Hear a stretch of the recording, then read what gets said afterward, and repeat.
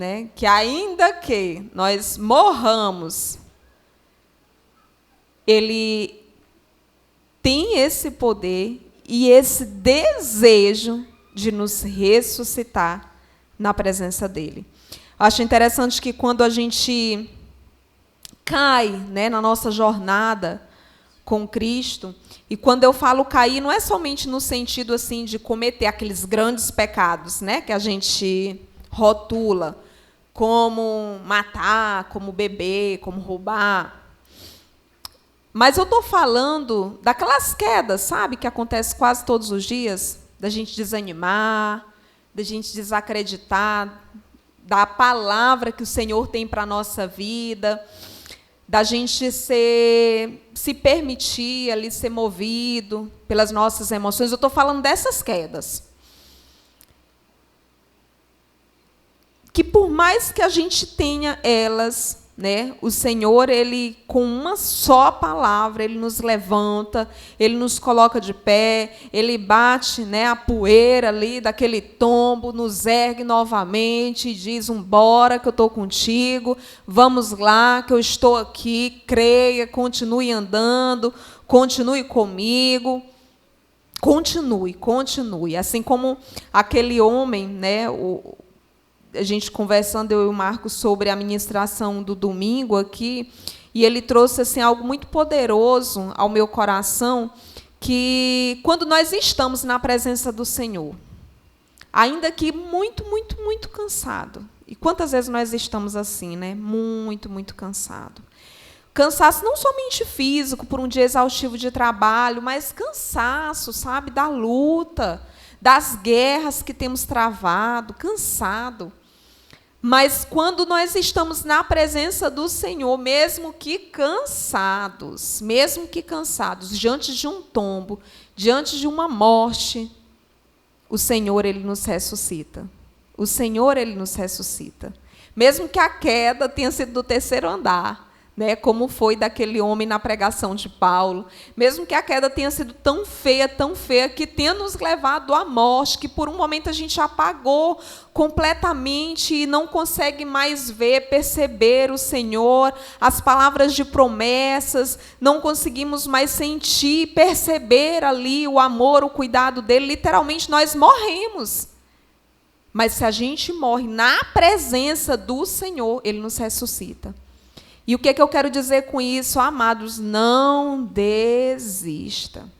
Não desista, mesmo que você esteja cansado, venha.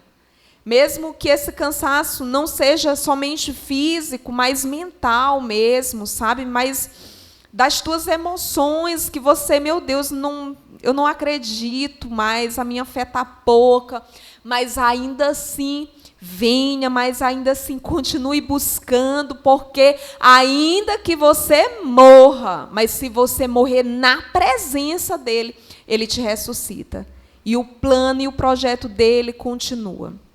A nossa visão, ela está tão moldada a uma visão assim de escravo, que a gente olha, né, em tudo que a palavra nos apresenta como um castigo, como uma rejeição do Senhor, como uma palavra que está ali de repreensão do Senhor. Nós vemos tudo dessa forma. Como, por exemplo, Maria e Marta. Essa trama, né, essa narrativa tão conhecida da igreja. Quantas vezes a gente não olha para a palavra do Senhor Jesus em direção a Marta com uma palavra de repreensão e a colocamos em um lugar assim de completa reprovação, quando, na verdade, aquilo ali é mais uma prova do amor de Deus, nos dando a mão, nos estendendo a mão, dizendo: filha, não te preocupa. Com tanta coisa que você tem para fazer, eu vou te ensinar a entrar na minha presença. A gente não olha para aquela fala de Jesus nesse sentido. Ei, minha filha, eu sei que você está cansada das tuas guerras, das tuas batalhas. Eu sei que você está cansada de correr o dia todo para lá e para cá, e ora, e jejuma, e se ajoelha, e faz campanha, e tenta moldar ali o teu eu, e tenta segurar a tua língua, e continua ali. Eu sei que você está cansada de tudo isso. Mas descansa em mim, senta um pouquinho aqui, ouve o que eu tenho para te falar, eu tenho algo para te dizer, eu tenho um direcionamento, eu tenho um norte para dar, eu tenho uma chave para te entregar. Senta aqui, senta aqui do meu lado. A gente não vê essa passagem com esses olhos misericordiosos. A gente não olha para essa passagem recebendo esse cuidado de Jesus, sempre com um olhar de julgamento, né? Como se estivéssemos recebendo uma repreensão, como se estivéssemos ali sendo reprovados por Jesus, quando, na verdade, Ele só está dizendo: eu estou aqui contigo. Te acalma que eu estou aqui contigo. E hoje nós vamos receber mais um direcionamento do Senhor, que está lá no livro de Tiago, capítulo 5, nesse texto que nós vamos meditar. E se eu pudesse intitular a mensagem da noite de hoje, seria assim: quando Deus deseja te abençoar. Quando o Senhor deseja me abençoar. Você consegue repetir isso? Quando o Senhor quer me abençoar. Os jovens que não são pais, diga, Hugo. Não, é uma afirmação. Quando o Senhor deseja nos abençoar. Quando o Senhor deseja nos abençoar. O que acontece, né? Agora é uma pergunta. O que acontece, será, quando o Senhor deseja nos abençoar? É isso que nós vamos descobrir nesse texto. Os que não são pais podem lembrar, né, na época da infância. Os que já são pais vão recordar de momentos como esse que eu vou trazer à sua memória, que é bem corriqueiro, né, nessa primeira, nessa segunda infância das nossas crianças. Quando a gente quer deixar, né, eles ir para algum lugar, eles estão pedindo: eu quero ir para o João do Vale, eu quero ir para o parque, eu quero ir para a Praça do Jardim. E aí a gente diz assim: olha, nós vamos, mas presta atenção. Quando chega lá é assim, assim, assado. Não era assim que a nossa mãe fazia? Não é assim que muitas vezes nós fazemos com as nossas crianças? A gente deseja entregar algo para eles, mas a gente dá logo a advertência: você vai, mas preste atenção, atenta, né? Se atente ao que eu vou lhe dizer. Não é isso que acontece? Pois é, da mesma forma o nosso pai, porque nós como pais e os nossos pais, eles não aprenderam isso à toa, mas existe, né, um conhecimento que vem do nosso pai, né,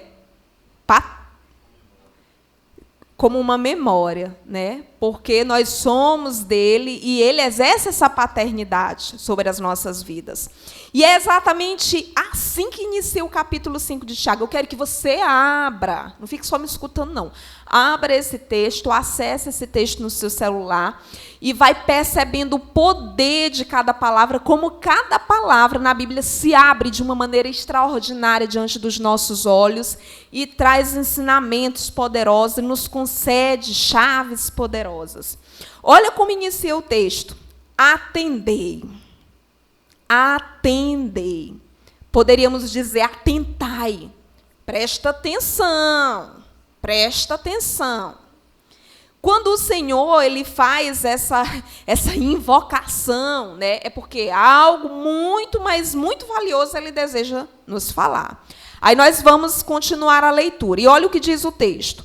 Atendei agora, ricos. Chorai lamentando por causa das vossas desventuras, que vos sobrevirão. As vossas riquezas estão corruptas e as vossas roupagens comidas de traça. O vosso ouro e a vossa prata foram gastos de ferrugem, e a sua ferrugem há de ser por testemunho contra vós mesmo, e há de devorar como fogo as vossas carnes. Tesouros acumulados nos últimos dias, eis que o salário dos trabalhadores que ceifaram os vossos campos e que por vós foi retirado com fraude, está clamando. E os clamores dos ceifeiros penetraram até os ouvidos do Senhor dos Exércitos. Tendes vivido regaladamente sobre a terra, tendes vivido nos prazeres, tendes engordado o vosso coração, em dia de matança, tendes condenado e matado o justo, sem que ele vos faça resistência. A gente vai parar por aqui, mas a nossa leitura ela vai continuar, porque todo o capítulo é uma mensagem só, né? Todo o capítulo de Tiago é uma mensagem só.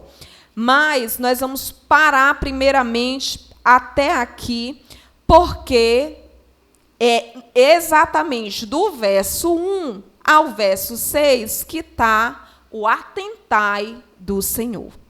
Em uma primeira leitura, nós, a olhos rasos, nós poderíamos enxergar aqui nesse texto somente uma reprovação aos ricos. E, de maneira muito imediatista, nós poderíamos fazer a seguinte conclusão: quem é rico não agrada a Deus. Quem é rico vai sofrer um grande castigo do Senhor, porque todos aqueles que são ricos, eles fazem exatamente o que aqui está descrito. Se enriqueceram por corrupção, enriqueceram porque estavam ali, né, tirando do pobre, estava fraudando, é um dinheiro sujo, e por isso o fim deles é o que aqui está descrito. Sim, essa palavra é uma palavra de repreensão para aqueles que já se encontram nesse local. Como também essa palavra é um atentai para nós, para aqueles que o Senhor deseja abençoar. É como se o Senhor estivesse dizendo assim: olha, eu quero te abençoar, mas presta atenção, que aquele que é rico e se comporta dessa forma, deve logo chorar, porque sobrevirão grande praga, grande desgraça, grande reprovação do Senhor. Por isso, atentai. Atentai, porque quando eu colocar coisas nas tuas mãos, para que você venha exercer a mordomia, exerça essa mordomia com zelo. Atentai, porque quando você estiver nessa condição, meu amado, minha amada, não fraude no salário dos empregados.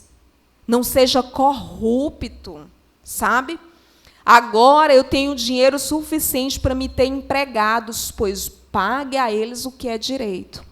Não tem essa questão de por exemplo, né, vou contratar aqui uma pessoa para me ajudar no lar. E eu vou pagar R$200 para ela por mês e vou usar e abusar do serviço que ela pode me oferecer. Vai ficar aqui de 1 até as 2, de 1 até as 6, de segunda até sábado, e vai lavar, passar, cozinhar. Entende o que eu estou falando? E não use como desculpa de dizer assim: não, mas é o que eu posso pagar. Seja justo. Seja justo, porque se assim você estiver fazendo, a palavra do Senhor diz que você está sendo corrupto, você está fraudando, tirando do salário do seu empregado, e isso trará para a sua vida situações muito complicadas, porque a reprovação do Senhor estará presente. O verso 4 é muito claro em relação a isso, quando ele diz: eis que o salário dos trabalhadores que ceifaram os vossos campos, ou seja, o salário dos seus empregados, por vós foi retido, com fraude está clamando. O Senhor se levanta contra essas pessoas que assim se comportam, porque o salário dos trabalhadores que foi retido com fraude está clamando. Ele devia ganhar tanto e você só paga metade desse tanto, 1/3 desse tanto. Entende o que eu estou falando?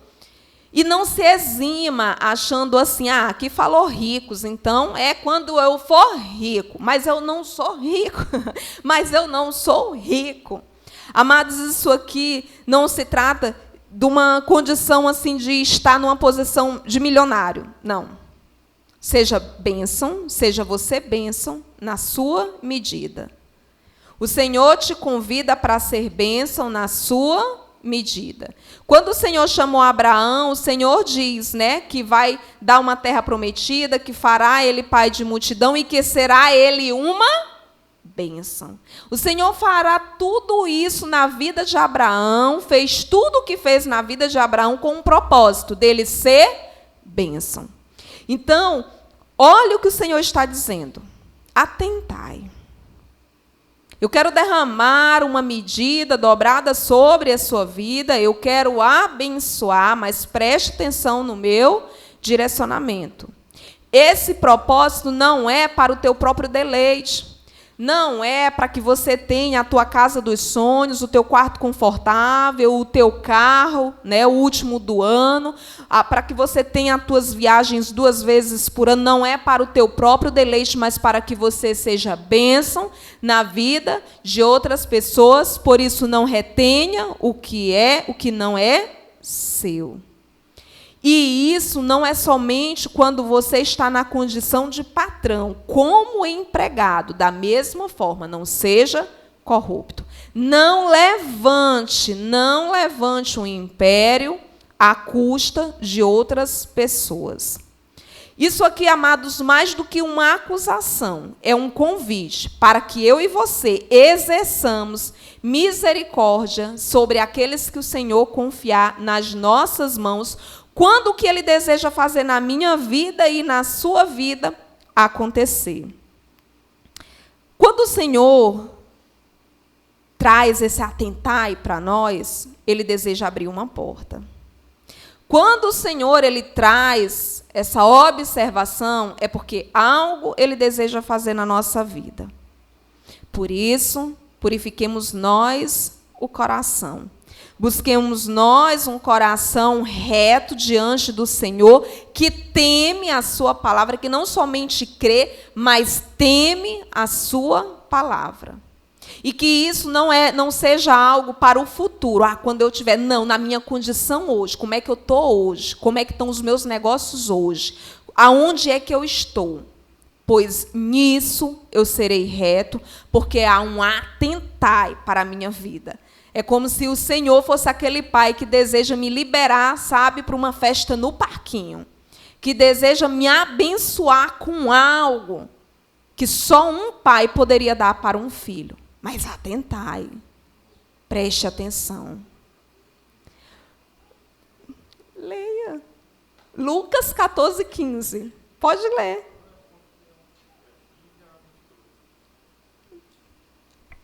Lucas 14:15.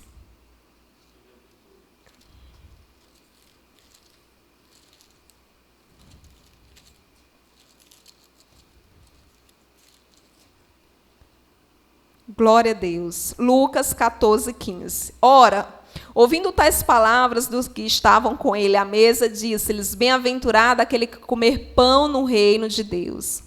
Ele, porém, respondeu: Certo homem deu uma grande ceia e convidou muitos.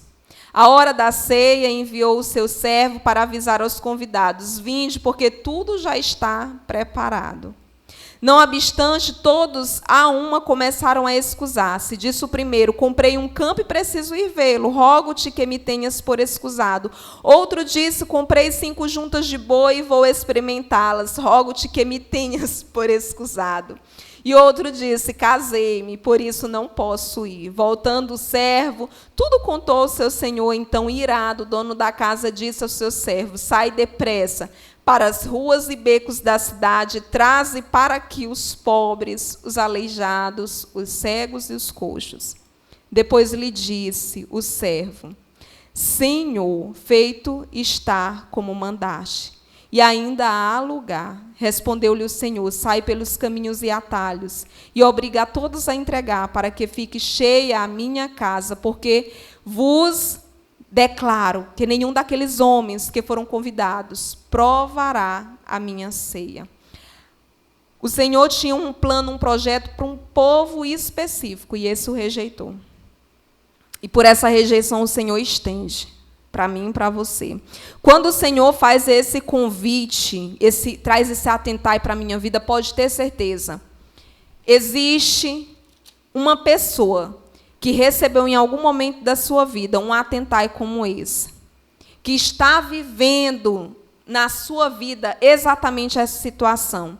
E como a reprovação do Senhor, o Senhor nesse momento está fazendo uma transferência. Como esses convidados que receberam um convite para essa ceia e recusaram, por diversos motivos, como lidos no texto.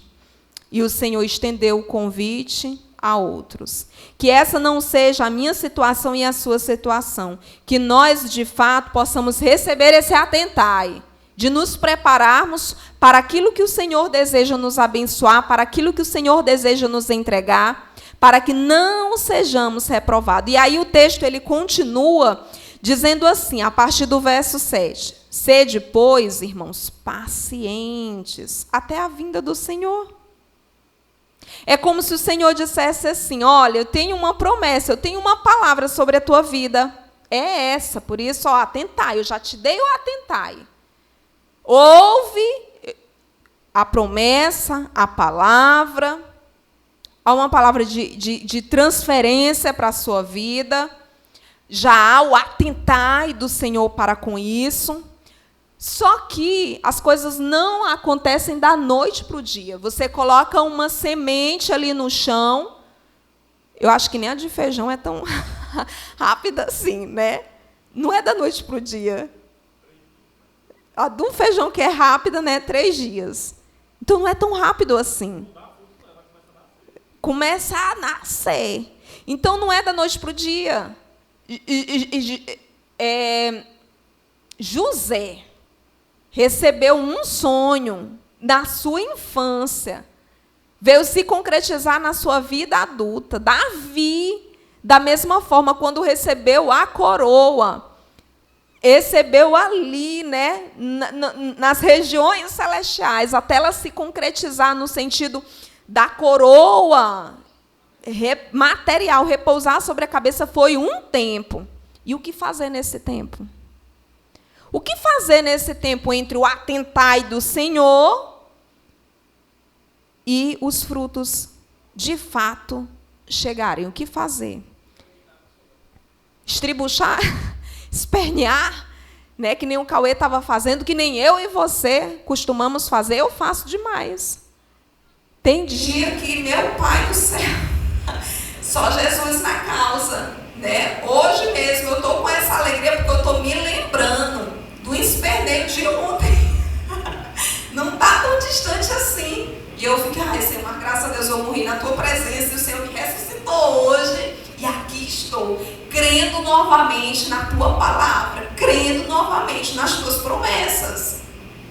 Então, o que fazer nesse tempo? Aí vem o verso 7 diz, sedes pacientes. Aí, olha, ele faz essa comparação do lavrador, do plantio, da semeadura. Eu te dei, existe um tempo. Nesse tempo que fazer, paciência. Sedes vós também pacientes. Espere a provisão. Fortalecei o vosso coração, pois a vinda do Senhor está próxima. Então, a gente... Olha como é esse esperar que a palavra do Senhor nos direciona. Fortalecei o vosso coração, pois a vinda do Senhor está próxima. É você se levantar amanhã. Eita, será que é hoje? É hoje que desce a chuva? Eita, deixa eu ir ali olhar, ver se lá tem uma nuvenzinha. E ficar naquela... E se naquele dia você não avistar a nuvenzinha, a tua expectativa aumentar ainda mais. Aí depois, se não foi hoje, é amanhã. Mas amanhã, e se o amanhã ela não vier, aí é que aumenta mais ainda. Por quê? Porque já se foram 2 dias. Porque antes dos 2 dias, não tinha muito mais dias faltando. Agora já se foram 2. Entende como é que deve ser o raciocínio? Uau, já se passaram 2 dias. Eita, mas já se passaram 1 ano. Uau, já se passou 1 ano. Falta, assim, se era 20 anos, agora só falta 19. Já foi 1.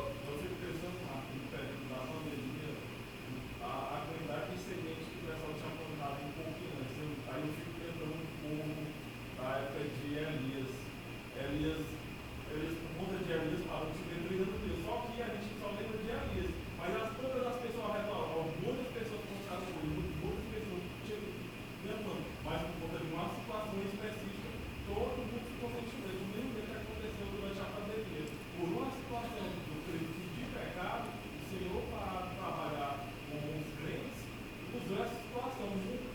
Diversas coisas a gente plantou, muitas pessoas plantaram por um pouco antes ou um pouco durante, para ver se acolher naquele ano bom.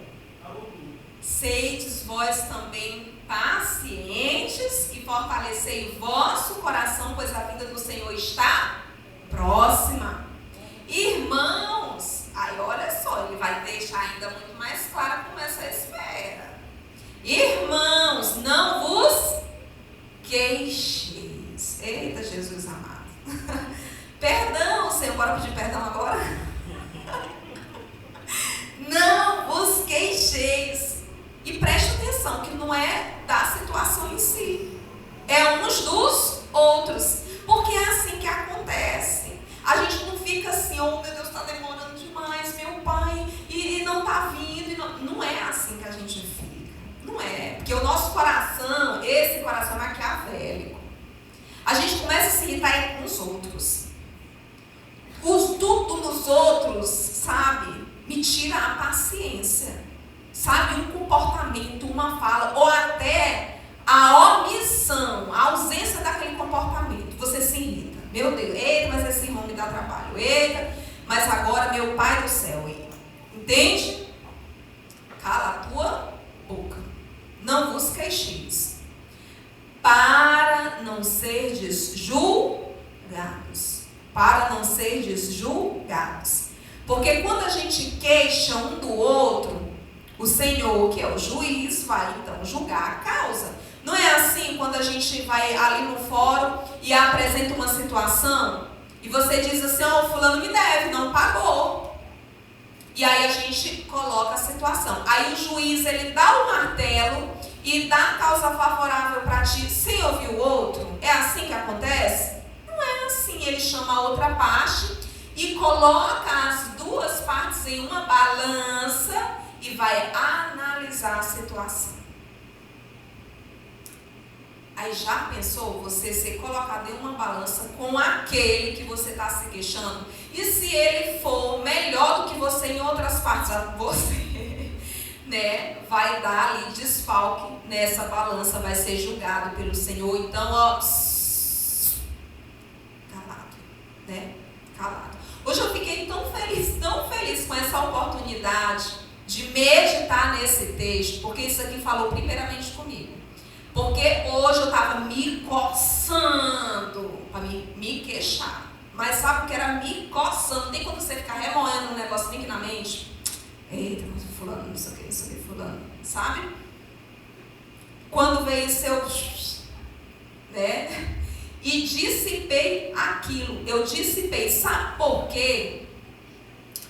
O trabalho que um irmão te dá, olha como isso aqui é forte. O trabalho que um irmão te dá pode ser uma chuva que teu plantio está esperando. O trabalho que um irmão te dá pode ser uma chuva que o teu plantio está esperando. E você retém a chuva por causa da murmuração, por causa da queixa. Não retenha a chuva. Quando estamos em um estado de espera, nós somos tendenciosos a reclamar. A chuva do plantio cai, mas a da semeadura, não. Porque não acontece duas chuvas quando você coloca o feijãozinho lá para nascer. O agricultor ele não espera duas chuvas, a chuva do plantio e depois a chuva da colheita. A palavra vem na nossa vida e a gente fica ali naquela expectativa e desce a chuva do plantio e aí chega o tempo da espera em que a sementinha está ali debaixo do chão, você não está vendo, está acontecendo um processo, mas porque teus olhos não estão enxergando, você começa a desanimar, você começa a trazer inquietude para o teu espírito, daqui a pouco você está se queixando uns dos outros e você recebeu a chuva do plantio, mas a da colheita não veio. Sabe aquela sensação de que, meu Deus, eu inicio um negócio e vai. Quando eu penso que o negócio vai descolar, de repente, acabe nada e eu começo tudo de novo. Às vezes é um processo familiar e eu vou e daqui a pouco a chuva do plantio acontece, mas a da colheita não acontece, porque eu retenho essa chuva. O trabalho que o irmão te dá, o trabalho que o teu marido te dá, o trabalho que a tua esposa te dá, o trabalho que aquela pessoa que te provoca para que você se queixe dela, pode ser a chuva do plantio que você está esperando. Esses direcionamentos que estão aqui não são à toa. Seja paciente. Como assim, Senhor, paciente? Não se queixando uns dos outros. E aí vai continuar. Acima de tudo, porém, meus irmãos, verso 12, continua acompanhando aí o texto comigo. Acima de tudo, porém, meus irmãos, não jureis, nem pelo céu, nem pela terra, nem por qualquer outro voto. Porque o negócio vai apertando e a gente vai fazendo promessa, né? Senhor, olha, se der certo, eu vou fazer, se der certo, isso, sabe?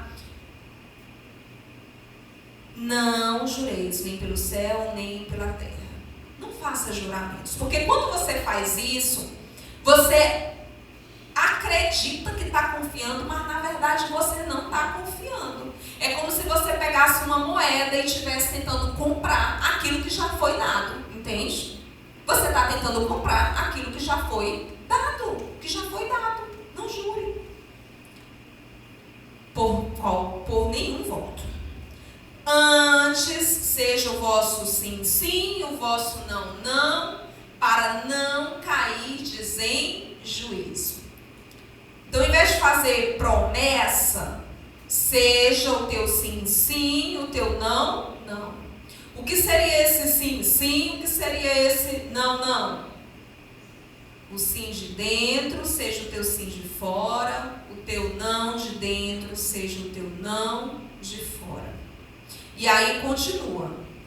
Está alguém entre vós sofrendo? Faça oração. E aí a gente imagina que mudou completamente aqui, né? Mudou completamente a lição, mudou completamente o ensino, ele inicia uma outra temática, quando na verdade não é. É o Senhor nos ensinando como viver esse tempo de espera. E aqui me traz à memória Ana. Ana orou pelo filho. No momento em que o Senhor libera a palavra para ela, o menino está na barriga? Não está. Mas a palavra do Senhor diz que ela sai dali e vai viver a vida dela. E vai se alegrar com o marido dela. E vai desfrutar do marido dela. E o Senhor, então, concretiza a palavra liberada pelo sacerdote. E é o que está dizendo os versos 13 em diante. Tenha paciência. Como? Primeiro, não se queixando uns dos outros. Segundo, não tentando comprar aquilo que eu já te dei. Não faça promessa, não faça juramento, não. Continua aguardando. Terceiro, vivendo a vida. E como é esse viver a vida? Olha para o lado. Tem alguém sofrendo? Faça uma oração com ele. Pare de olhar só para o teu umbigo. Pare de olhar para aquilo que tu está esperando. Meu Deus, agora nada mais existe. É só isso, sabe? Eu quero ter uma casa e é só isso que importa. E pode cair a banda do céu e o mundo se acabar e a igreja pegar fogo. Mas eu quero a casa. É a casa que eu quero. Não é assim que a gente fica? Quando a gente quer algo, né? A igreja está precisando da minha ajuda. O Senhor está, não é nem precisando, é o Senhor que está esperando, porque Ele deseja que você seja cooperador daquilo que Ele está fazendo no meio do seu povo. Não, mas eu estou preocupada com o meu casamento. Meu Deus do céu, o Senhor me ajuda. E a gente imagina que está descansando em Deus, porque está noite e dia orando e chorando por aquilo. Quando o Senhor, Ele diz com esse tempo de espera, vai caçar quem está sofrendo e vai orar por ele? Parece uma coisa louca, né? Como assim? Eu, que estou sofrendo uma crise no meu casamento, vou procurar outras para me animar, sendo eu é que preciso ser animada? Pois é, desse jeito. É desse jeito que tem que fazer. Eu que estou desanimado com os negócios, com as minhas vendas, eu vou animar aqueles que estão pior do que eu, por onde eu passo. Pois é, desse jeito. É desse jeito. Está alguém alegre? Cante louvores, se alegre também. Porque quando nós estamos nessa situação, a gente olha para os outros que estão felizes e no tempo de colheita dele nos entristecemos. Porque eles estão no tempo de colheita dele. Não, se alegre também com eles. Está entre vós alguém doente? Pois vá onde o doente. Chame o presbítero. Olha o que o Senhor deseja. Eu estou esperando chuva e eu vou ajudar os outros para que caia chuva no terreno deles. E como é que vai cair chuva no terreno deles? Sarando a terra. Como é que sara a terra? Confessando pecado. A palavra está me instruindo a estar ali junto com outro irmão, como também está me instruindo a confessar os meus pecados, a sarar a minha terra, para que não somente a chuva do plantio, mas a chuva da colheita caia sobre ela. Caia sobre ela. Pecado não confessado, cessa chuva.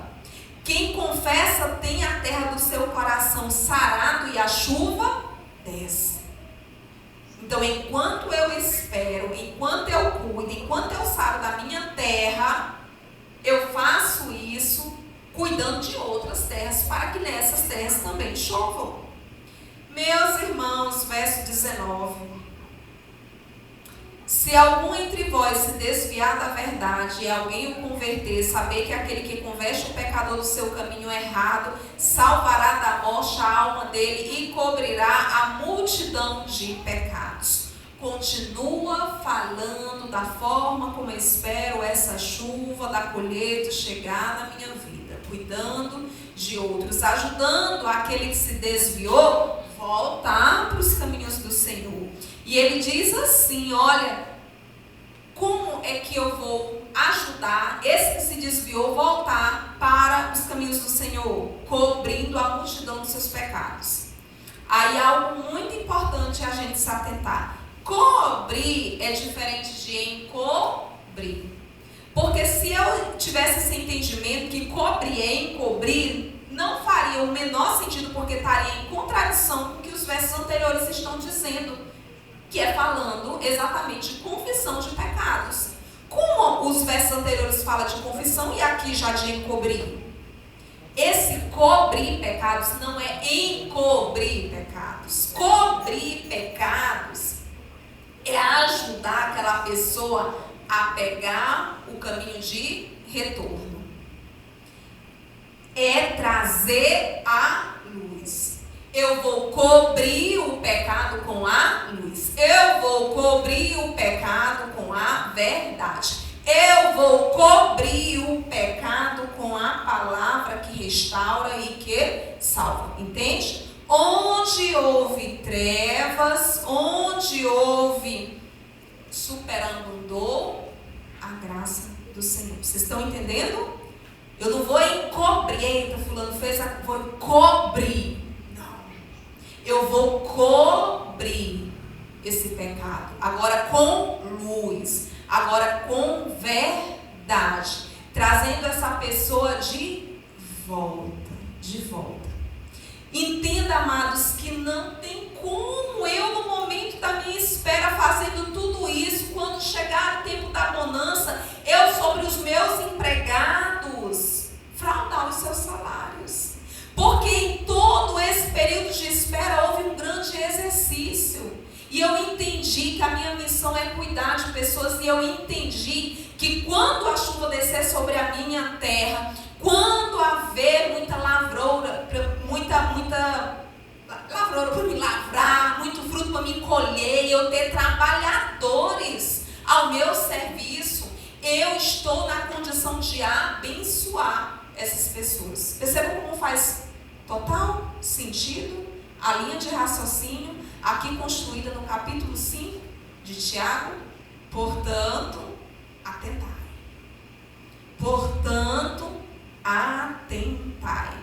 No momento da espera e no momento em que você vai colher a lavoura, que você vai...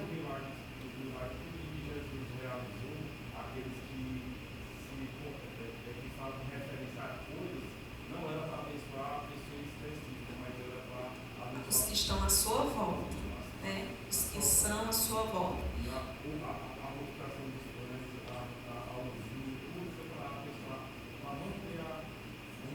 E aí fica a pergunta: eu quero ser o abençoador ou eu quero ser a abençoada? Eu quero ser o abençoador. Eu quero ser o mordomo. Eu quero ser aquele que distribui. Eu quero ser aquele que cuida. Eu quero ser aquele que acolhe. Eu quero ser aquele que traz luz, que traz entendimento. Porque eu sou discípulo. Eu não faço mais parte da multidão. Eu sou discípulo. Amém? Vamos nos colocar de pé.